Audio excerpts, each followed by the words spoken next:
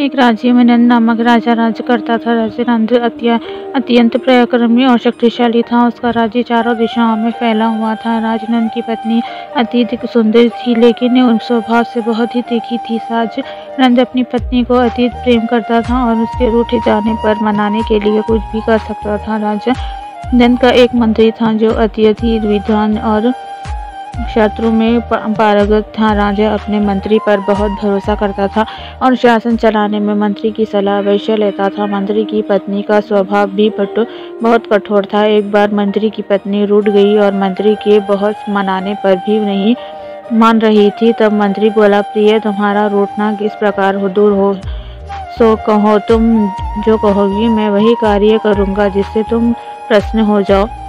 मंत्री की पत्नी बोली, मैं तभी मानूंगी जब तुम अब अपना बाल मुंडवा लो और मेरे पैरों में गिरकर मुझे मनाओ। मंत्री ने वैसे ही किया जैसा उसकी पत्नी बोली थी। मंत्री के ऐसे करने से वह खुश हो गई। उसी दिन राजा की पत्नी भी रूठ गई और राजा के मनाने पर भी नहीं मानती। अंत में राजा ने कहा, प्रिय, तुम्हारा रूठना मेरी मुट्ठी के समान है।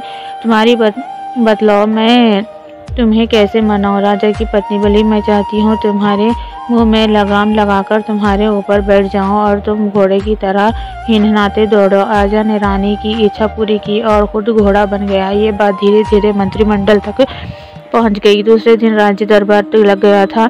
राजा ने मंत्री को देखकर पूछा, मंत्री जी, आपने किस कारण से अपना सिर मुंडवाया है। मंत्री ने जवाब दिया, महाराज, मैंने उसी कारण से सिर मुंडवाया है जिस कारण से पुरुष अपने मुंह में लगाम डालकर घोड़े की तरह हिनहिनाते हुए दौड़ लगाते हैं। ये बात सुनकर राजा बहुत लज्जित हुआ। हमें अपनी मर्यादा के विरुद्ध ऐसे कार्य नहीं करने चाहिए जिससे लोगों के सामने शर्मिंदा होना पड़े।